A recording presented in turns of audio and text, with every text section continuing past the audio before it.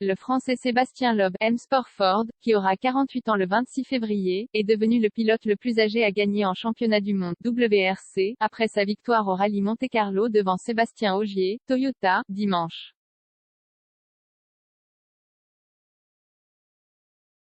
Première victoire sans Elena et sans Citroën avec sa nouvelle copilote Isabelle Galmiche, le nonuple champion du monde, désormais séparé de Daniel Elena, s'est offert une 80e victoire en WRC et un 8e Monte-Carlo.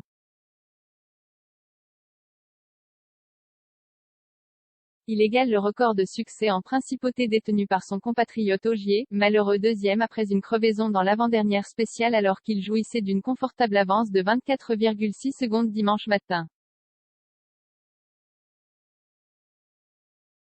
C'est le premier succès de Loeb depuis le rallye de Catalogne 2018, alors qu'il ne dispute plus que très occasionnellement de rallye.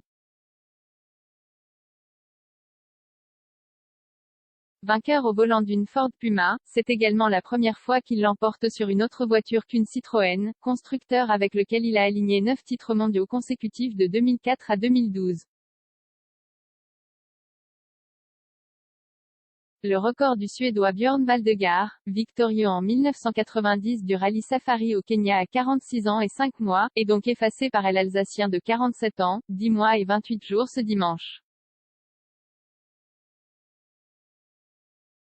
Bien sûr, je suis très heureux, je ne m'attendais pas à aussi bien en venant ici, c'était une superbe bataille, Ogier était vraiment rapide, a réagi Loeb, après s'être jeté dans les bras de sa compagne et avant de monter sur le podium pour la Marseillaise.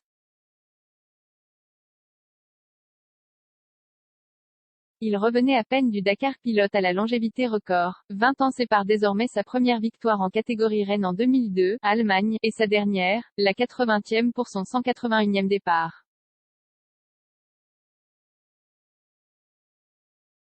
Pour ce qui est de l'épreuve monégasque, il l'a gagnée en 2003, 2004, 2005, 2007, 2008, 2012, 2013 et 2022. L'Alsacien remporte donc le premier rallye WRC avec la technologie hybride. Avec un moteur électrique en plus du moteur thermique, les pilotes bénéficiaient ponctuellement d'un surplus de puissance. De retour en WRC pour au moins ce rallye, le vétéran n'avait pas couru dans la discipline l'an dernier.